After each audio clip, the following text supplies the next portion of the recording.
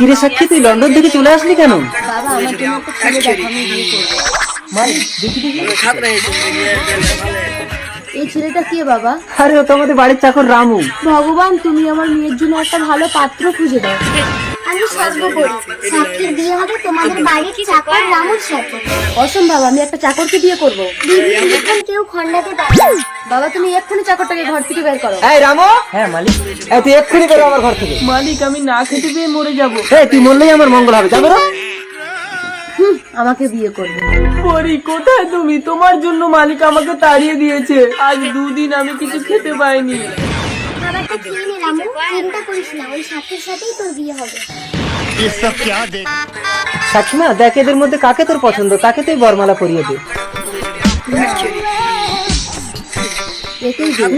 বাবা এরা তো জম্বি হয়ে গেছে। তুই চলে আয়, তোকে কামড়ে দিলে তুই জম্বি হয়ে যাবি।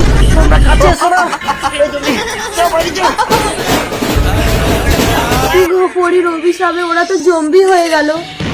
তাড়াতাড়ি সাক্ষীর বিয়েটাও চাকরের সাথে দিয়ে দে, তবেই ওরা জম্বি থেকে মানুষ হবে, নইলে অনেক মানুষ মেরে ফেলবে। সাক্ষী মা, তুই রামুকেই বিয়ে করে নে।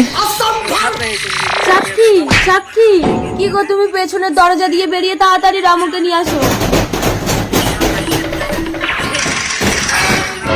তাড়াতাড়ি আয় রামু। এই তো রামু এসেছে। সাক্ষী।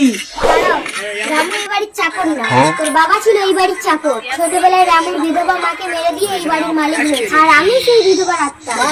বাবা তুমি এত বড় বেঈমান? মা তুই আমাকে ক্ষমা করে দে, তোর মায়ের কথায় আমি এসব করেছি। ছি মা। রামু আজ থেকে তুমি এই বাড়ির মালিক। আর আমি এবারে চাকর। তারপর পরীর আশীর্বাদে জম্বিগুলো মানুষ হলো।